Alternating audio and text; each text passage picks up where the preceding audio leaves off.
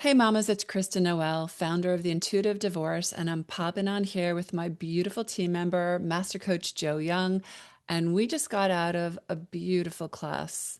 So impactful, so heartfelt, just really incredibly moving.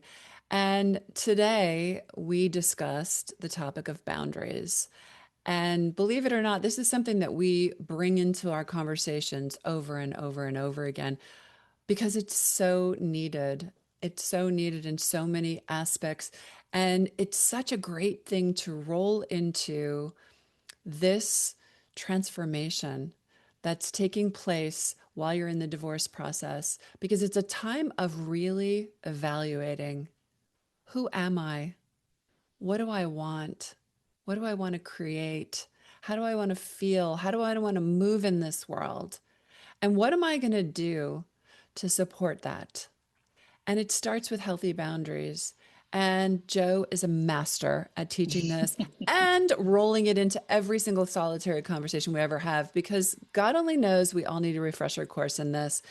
But, today it really started with this notion of when we think back on our life and we think back, well, we even reflect on where we are today.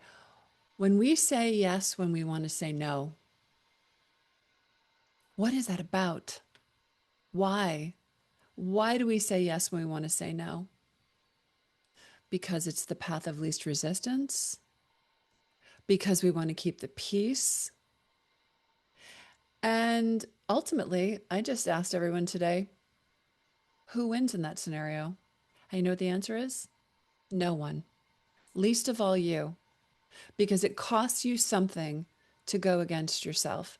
And by the way, if you want to say no to something, it's because it doesn't feel right.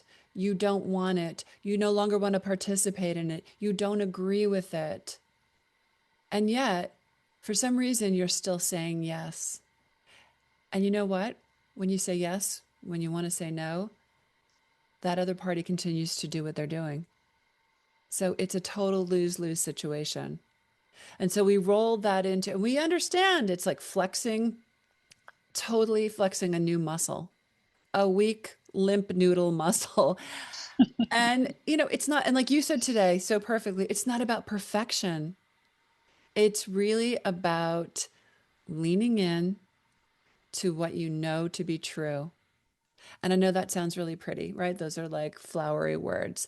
This is why we are constantly beating the drum of why clarity in your divorce is so critical. Well, it's probably the most important ingredient you're going to put into that mix. Yeah, love that. Great introduction. And what we don't think about is that we actually teach people how to treat us, you know, by the boundaries that we set and the boundaries that we don't set, by what we're willing to put up with and what we aren't. We teach people what's okay with us. And so when we can reframe boundaries into how do I start to put the scaffolding that we talked about last week or the week before in place of what's going to uphold the life that I want, part of it is about being clear about how I want to be treated and Mhm. how I won't be treated any longer. And so the clarity piece is so important because you have to be clear about what it is that you want.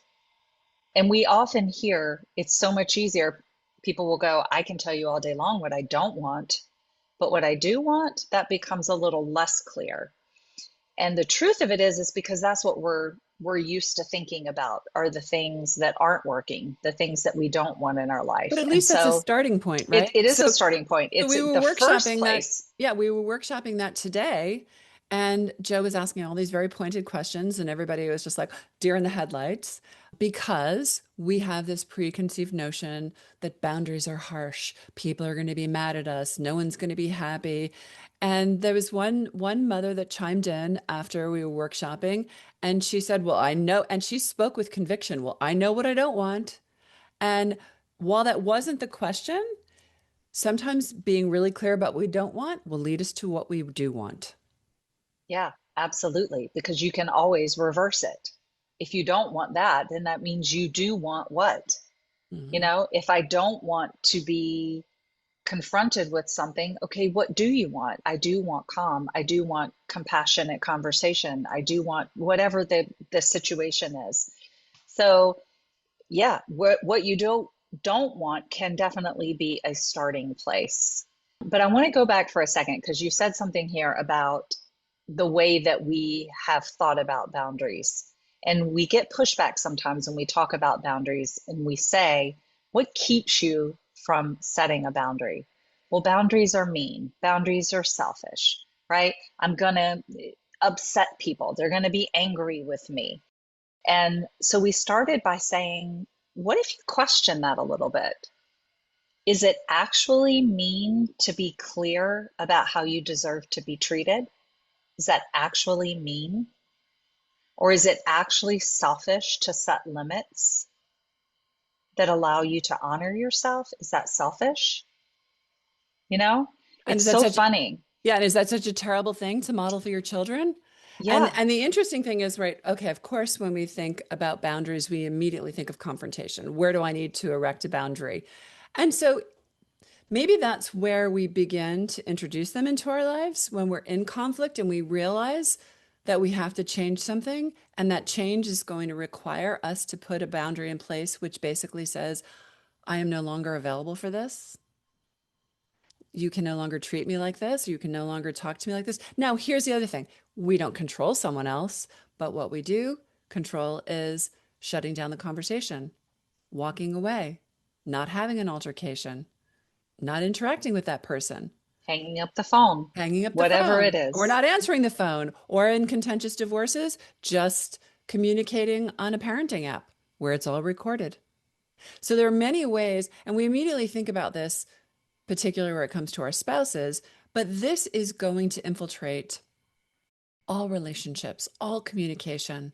How you communicate with your lawyer, how you communicate with your team, how you communicate with your children, how you communicate with your family and your coworkers and your community, basically how you move through the world.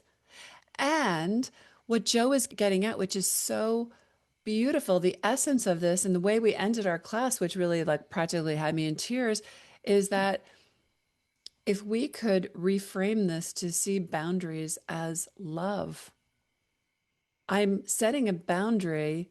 Like, for example, we were talking with children, and everybody knows if you have a teenager in the house, they're going to ask you the same question 6 ways south of Sunday till they get the answer they want. And this is why we are constantly working with mothers and how to have these difficult conversations with their kids. Because in divorce, kids are all having big feelings and they're all navigating a lot. But this is when you really have to double down. You have to really set the foundation. I always say, yeah, sure, we're setting a foundation, but right now the concrete is still wet. So we've got to let it set. We've got to get quiet. We've got to hold tight. We've got to have patience, but we've got to create safety, predictability, reliability in our house because that's all we control. What goes on in the other house, we don't control that.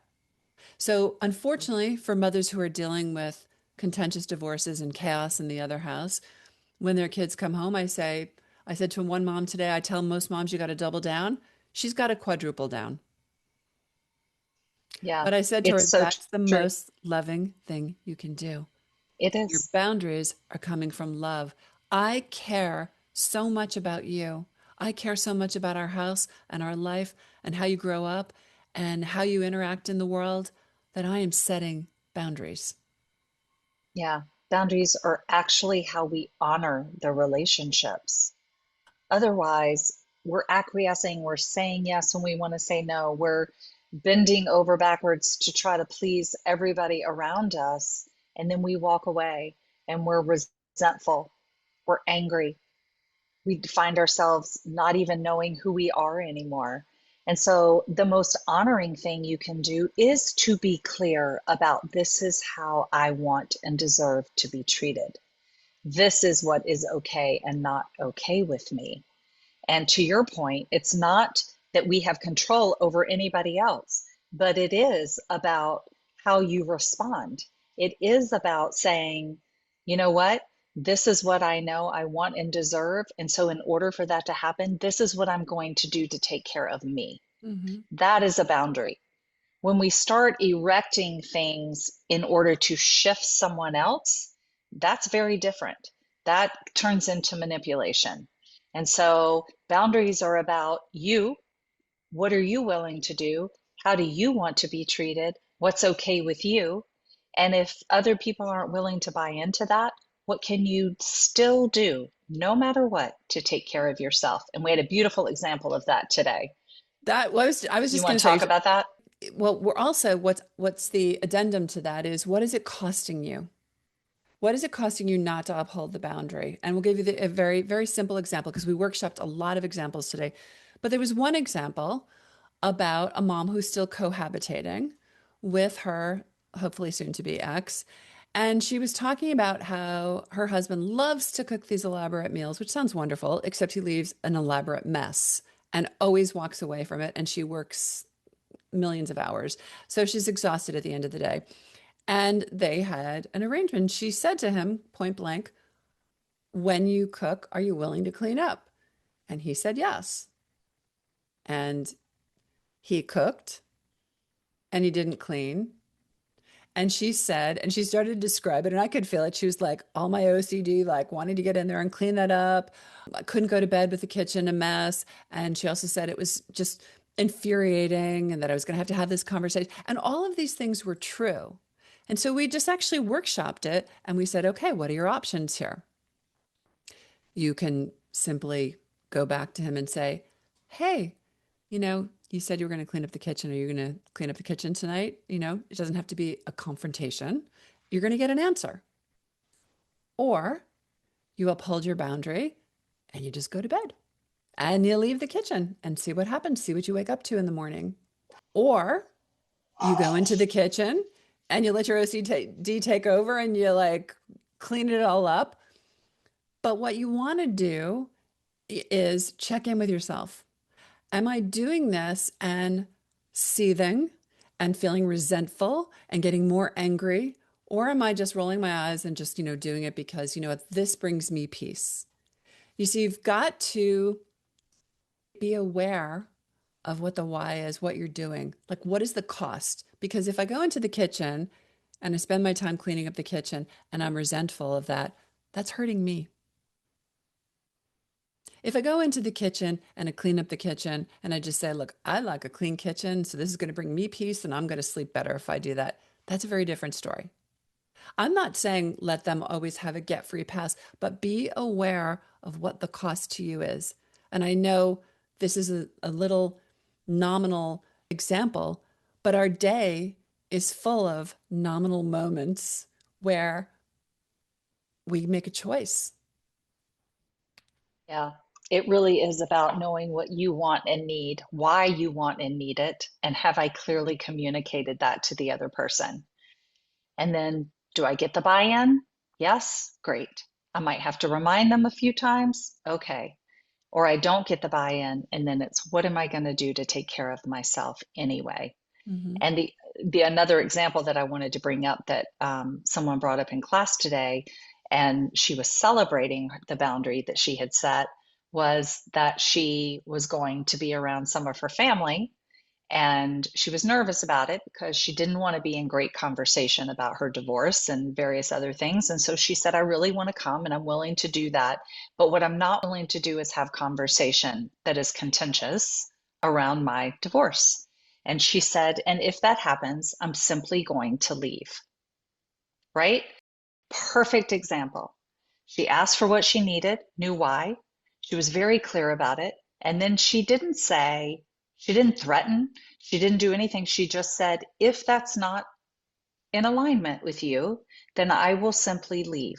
So she knew what she needed to do to take Mhm. care of herself. And she was so proud of herself. And she said, you know what? Everyone was willing to do what I had asked.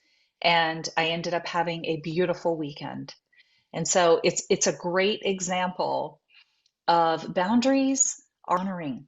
She honored her family by letting them know what she wanted. They didn't have to guess.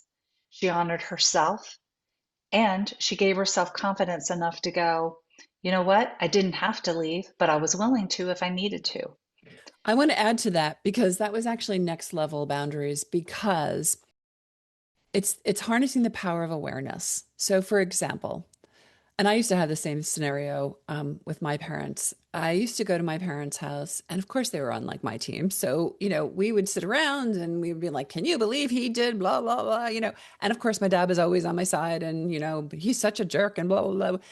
The fact of the matter is, there's a time and place for that initially in the divorce where it feels so good to have everybody rallying around you and taking, supporting you and showing up for you and agreeing with you and petting you. And then there comes a point where you realize this conversation isn't good for me. I love my parents. My parents love me. They're supporting me. And still, to keep this negative conversation going isn't really good for any of us. What I really want to do is just enjoy them, just be with them, have conversation about the weather or something else going on in their life or their garden or whatever. So this was next level for her because she realized when she was going, I don't want to talk about the divorce this weekend. I just want to be with you. And that's like next level with the divorce. And it was really powerful. And it was really great for some of the mothers in the group who aren't as far as she is to see, oh, that's possible. Like I'm going to get to the look how calm she is. Look how grounded she is. Look how clear she is. I want what she's having. Yeah, it's so true. They really do encourage each other. It's beautiful to witness. And we even had one mom today that moved us both to tears when she said that she feels like she's learned how to dream again. Oh, I And I think that comes from, I mean, first of all, is there any greater gift than that you give yourself to be able to dream again know. and to believe that a different life is possible, a different version of you is showing up? I mean, oh, chills, right? Well, yeah, because And that comes from the, you know, really feeling. Well, many women that lands in a divorce really feel, wow, I've just lost so much of myself. I've lost pieces and parts of myself along the way. I don't even remember who I was, and I don't even know what I want. And it just takes a little bit of time and a little bit of calm and a little bit of support and a little bit of love, and all of a sudden this garden starts growing. And I'm so glad and you brought that in because when she yeah, said that, we were all just like, I almost started crying. I was like, speechless. yes, yes. And she has done that. She shows up every week.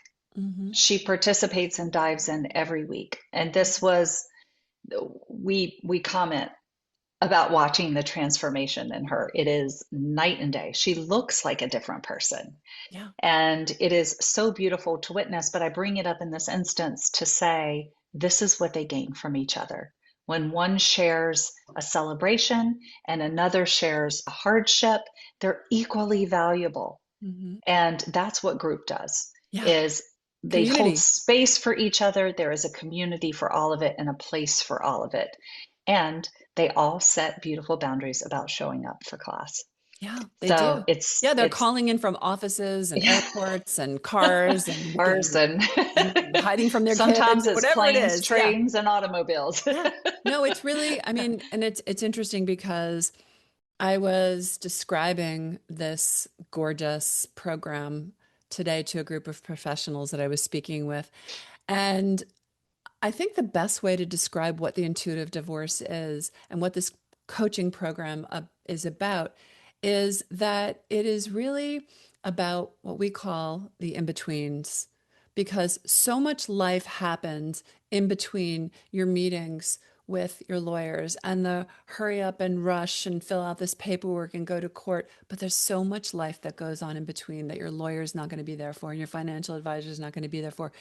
And this is where I say this is my like sweet spot, getting into the gap. Okay. And the gap is those in between moments where you don't wait till the other side of the divorce.